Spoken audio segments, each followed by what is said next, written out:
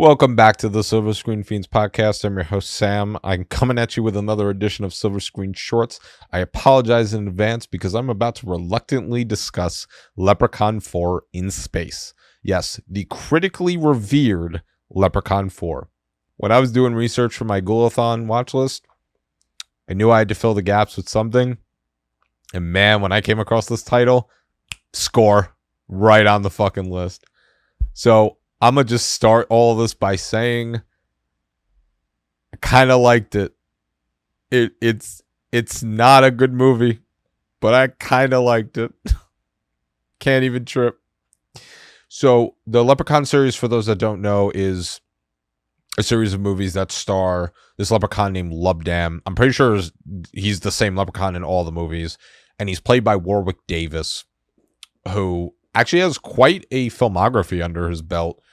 He's been in Ewok in Star Wars. He's played one of the professors in Harry Potter. And his portrayal of a mischievous, evil, conniving, sadistic, chauvinistic leprechaun is actually great. It's a lot of fun. And I like him as an actor. So Leprechaun 4 came out it's kind of like the cusp of 96, 97. And it was directed by Trenchard-Smith, who, other than the third Leprechaun, I literally have not heard of one of the movies that he's directed. And I'm not really shocked because he was tasked with directing the fourth Leprechaun. So the movie starts out way in the future, close to the year 3000, I believe. And it opens up with the Leprechaun talking to this alien princess woman named Zarina. And he wants to be a king. This is the goal of this movie. He wants to be a king. He wants to rule. And he knows that he could maybe coax a princess into wedding him so he can achieve this. And she's really not about it at first as he's trying to court her. And then he pulls out. Well, actually, he doesn't pull it out. He just makes it appear on a table, a bunch of gold and jewels. And that's, of course, when she becomes enticed and engrossed at the thought of wedding him.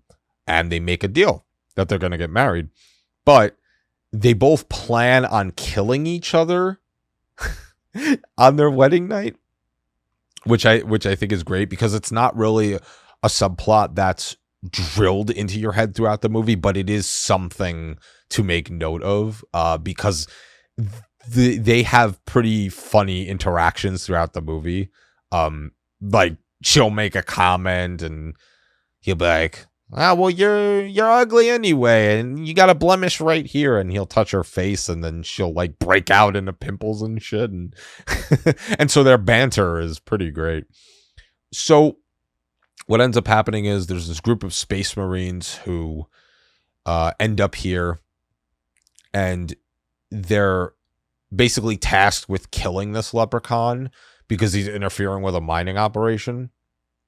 And then the leprechaun, of course, as a tribute to Star Wars, pulls out a lightsaber, which is kind of a nice homage twofold because it's a space movie, so they're making fun of Star Wars, but also he was a character in Star Wars. So he chops off the legs of one of the Marines with this lightsaber. And then one of the other Marines throws a grenade at him. And he ends up dying. And so the Marine Kowalski ends up pissing on the leprechaun's body. While this happens, Lubdan's spirit is going right up his pee stream like one of those scary fish that you learned about 10 years ago. So they see Zarina and they rescue her and try to bring her back to her home world whenever they're done with the mission at hand in order to establish positive diplomatic relations, which is so crazily out of place considering the personalities of these Marines. I mean, they're straight up a caricature of just 80s goons. Of course, the mission at hand is serve So there is kind of this level of loyalty they adhere to. But the head of the Marines is this guy named Metalhead, who you find out way later in the movie is a cyborg. And he's just like total Giga Chad. But you see that in the ship that they're on, there's this evil Dr. Mittenhand, played by Guy Seiner, who does an amazing caricature of this stereotypical German mad doctor. And his performance is probably my favorite in the whole movie, next to Warwick's. And he's this cyborg dude who initially hides behind this screen. He's basically, it's like the Wizard of Oz. He's got this big monitor and you see his head the whole time. And he has this plot to extract the DNA from this princess woman, Zarina, in order to regenerate his own body, because he reveals that he is a cyborg due to a failed experiment. And he actually makes reference to Wizard of Oz, you know, calling himself the wizard. And so he wants to use Zarina's DNA to rebuild and reconstruct his own body and make it bigger and better than it was before. And so the Marines are partying in this weird part of the ship, and because the doctor does not want them to leave, he wants to keep them under contract to kill the leprechaun and make sure he can extract the DNA in a safe and sound manner. And then there's a scene where they're partying in this club, and Kowalski and one other woman are outside. They're getting hot and heavy, and as Kowalski starts to get aroused, he notices that there's a excruciating pain in his penis, and and you find out that it's the leprechaun trying to get out, and he bursts from his dick, and it's kind of the end of Kowalski after that. And then basically the whole next half of the movie is the leprechaun outsmarting the Marines, killing a bunch of them. And the kills are nothing like over the top in this one. Well, I say they're not over the top. They are, but they're just like, they're tame. They're not really anything crazy gore like, but that's not the point of these movies. It's a black comedy horror, you know. So like there's one death where this one's not even with the Marines. It's later in the movie. There's this assistant to Dr. Mittenhand whose name escapes me. I can't imagine why. And the whole time he's playing teacher's pet, he's up his ass. Mittenhand a couple times is like, can you stop? So the leprechaun ends up going into the lab, and the servant's there, and the leprechaun takes this tray, this big platter that has a bunch of flasks and beakers on it. He flings it at this guy, and his fucking face becomes pancaked, and that's the end of him. And then there's this other death scene where this Marine faces off with him on a bridge, and she shoots him, and supposedly he dies, but he doesn't. He's actually not dead. And so she ends up clinging on to the bridge for dear life, and he's playing like this little piggy with her and trying to slam his shillelagh into her fingers, and then she drops down and fucking dies. And this little piggy went the way of... But so yeah, I mean, like the kill count isn't massive nor impressive in this movie, but I think it's enough to kind of keep you entertained. So this ends up being like most of the movie. Leprechaun just faces off against a bunch of Marines and keeps running and rinse and repeat. So eventually the Leprechaun catches up to Mittenhand and he rescues Zarina.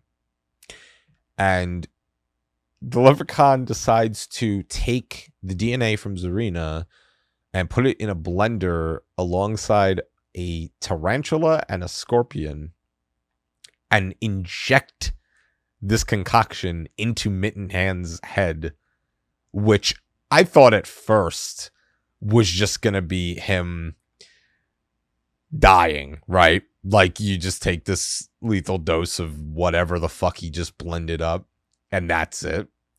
But it turns out that it turns the doctor into a spider, who he refers to himself as Dr. Mitten Spider. I mean, fantastic choice name there.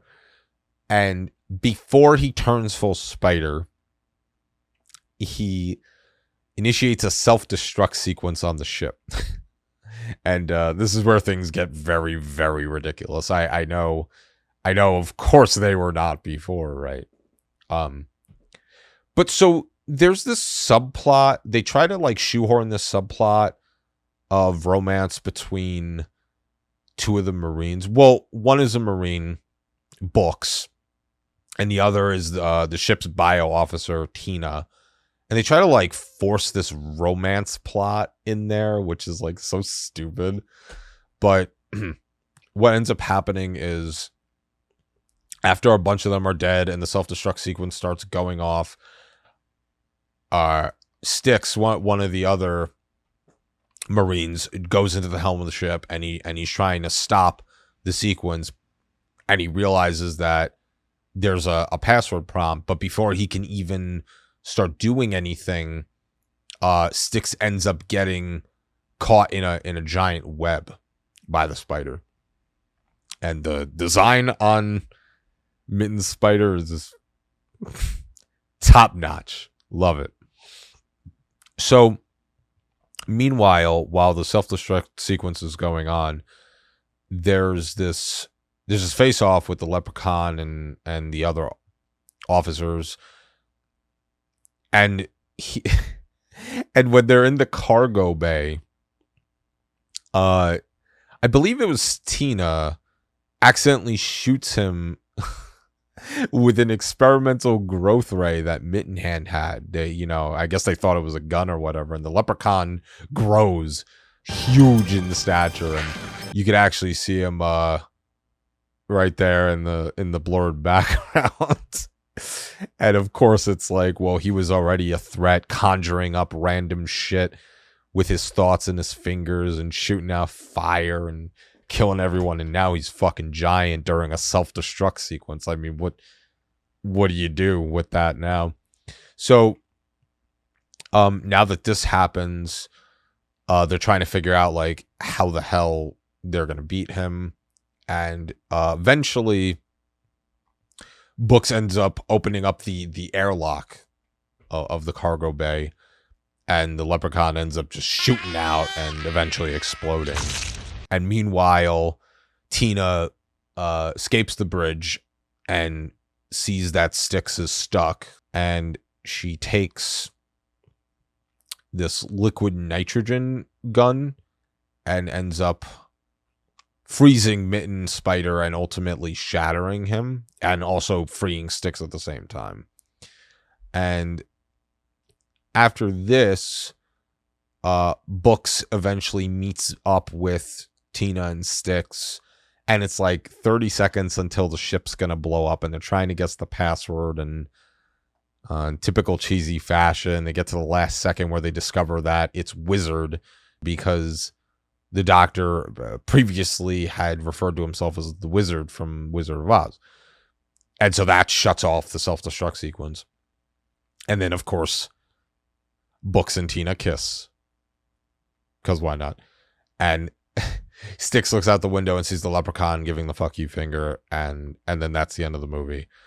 There's really so much silliness wrapped up in this project that I really can't help but like it. It's obviously it sucks, right? But there's so many stupid, funny scenes. Like, there's this part where Dr. Metalhead is under the Leprechaun's spell, and Metalhead is going along with all of his orders like he's a private and the Leprechaun's his sergeant. And eventually there's a scene where back at the club nightlife area, wherever they were in the ship earlier in the movie, Leprechaun plays this song, and Metalhead comes out dressed like a woman, And it's this whole silly dance slash fight sequence with him and the Marines, and this is such a choreographed, campy cinematic experience. I would not recommend this to anyone, but I would say I found pretty good enjoyment in it.